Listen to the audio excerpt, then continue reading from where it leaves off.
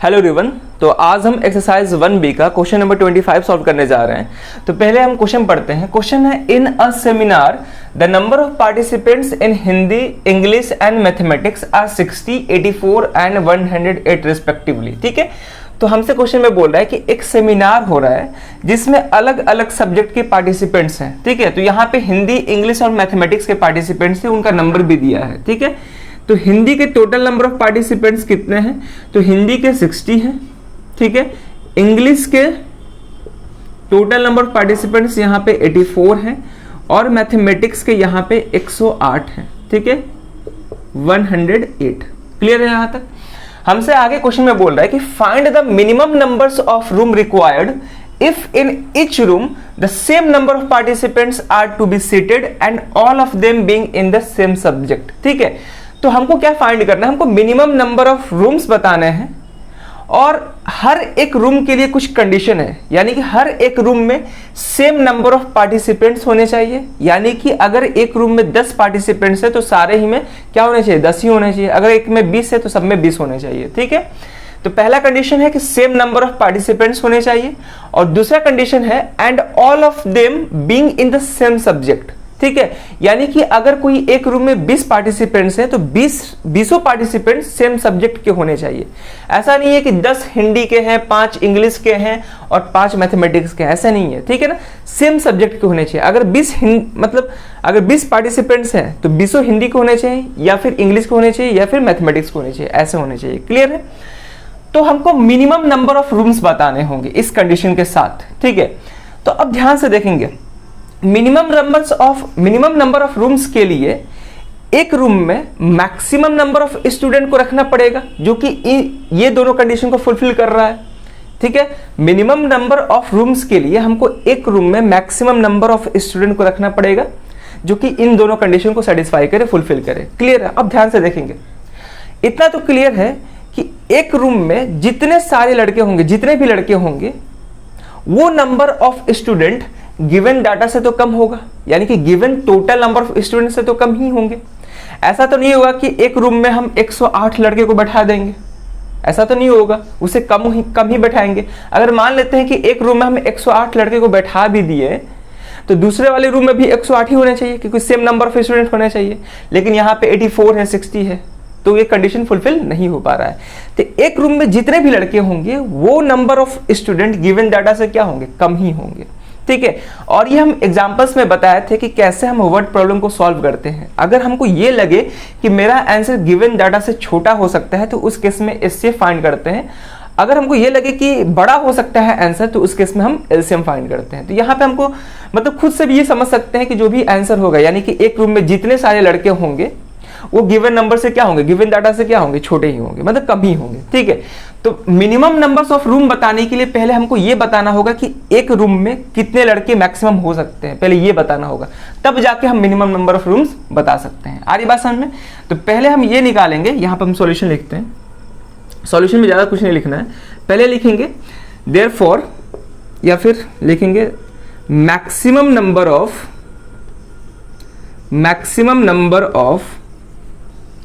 Students in each room. ठीक है, पहले हम क्या निकालेंगे कि एक रूम में कितने मैक्सिमम नंबर ऑफ स्टूडेंट हो सकते हैं। ठीक है, और वैसे भी बताया है कि ये जो डाटा गिवन ये नंबर ऑफ स्टूडेंट क्यों ही बता रहा है। तो अगर हम इसका एचसीएफ या एलसीएम निकालेंगे तो वो भी नंबर ऑफ स्टूडेंट ही बताएगा। आ रही बात समझ में? तो इनका अगर हम एचसीएफ या एलसीएम निकालेंगे तो वहां से हमको नंबर ऑफ स्टूडेंट ही मिलेगा, उसके बाद जाके हम नंबर ऑफ रूम्स निकाल सकते हैं। डायरेक्टली हम इनके एचसीएफ या एलसीएम से नंबर ऑफ रूम्स नहीं बता सकते हैं क्योंकि नंबर ऑफ स्टूडेंट का एचसीएफ और एलसीएम नंबर ऑफ स्टूडेंट ही होगा, नंबर ऑफ रूम्स नहीं हो सकता है। आ रही बात समझ में? ठीक है, तो maximum number of students in each room वो किसके इक्वल होगा?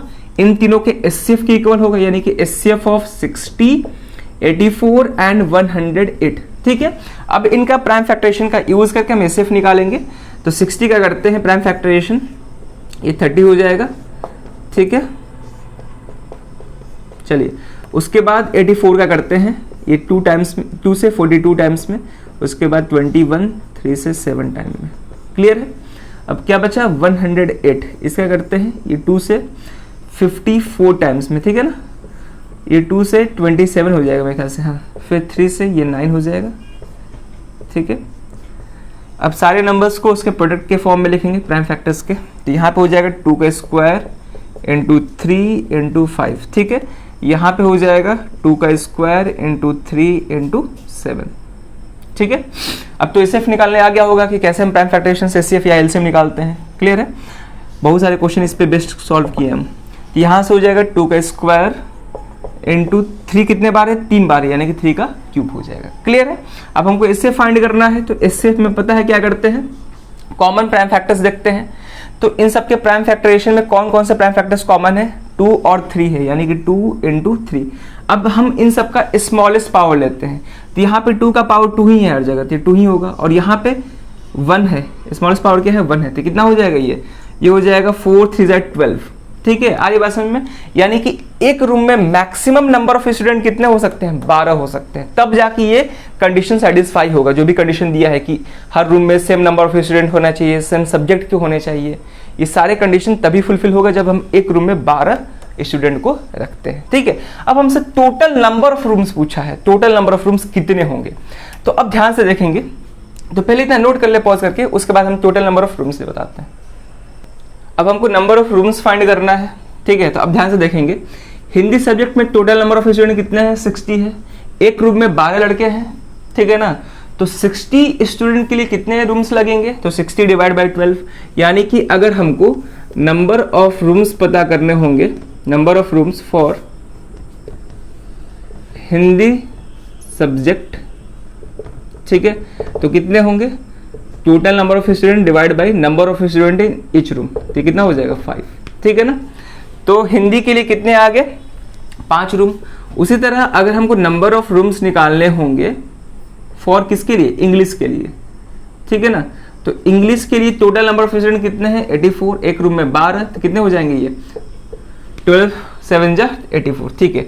अगर हमको मैथमेटिक्स के लिए निकालना होगा total number of rooms in mathematics, ठीक है, तो टोटल नंबर ऑफ स्टूडेंट कितने 108 डिवाइड बाई 12, यानी कितना आ जाएगा 12 9 जा 108, ठीक है ना, 108 सॉरी। तो यहाँ पे अगर हम 108 को 12 से डिवाइड करेंगे तो कितना आ गया 9 आ गया, यानी कि हिंदी सब्जेक्ट के लिए, हिंदी सब्जेक्ट वाले स्टूडेंट के लिए 5 रूम चाहिए, इंग्लिश के लिए 7 और मैथमेटिक्स के लिए 9, ठीक है। लेकिन अगर हमसे टोटल नंबर ऑफ रूम्स पूछ दे, ये तो अलग अलग सब्जेक्ट के लिए हो गए, ठीक है ना, यहाँ पे कहीं भी क्वेश्चन में मेंशन नहीं है कि हिंदी के लिए बताओ या फिर इंग्लिश के लिए बताओ या फिर मैथमेटिक्स के लिए बताओ, हमको ओवरऑल टोटल बताना है, ठीक है ना।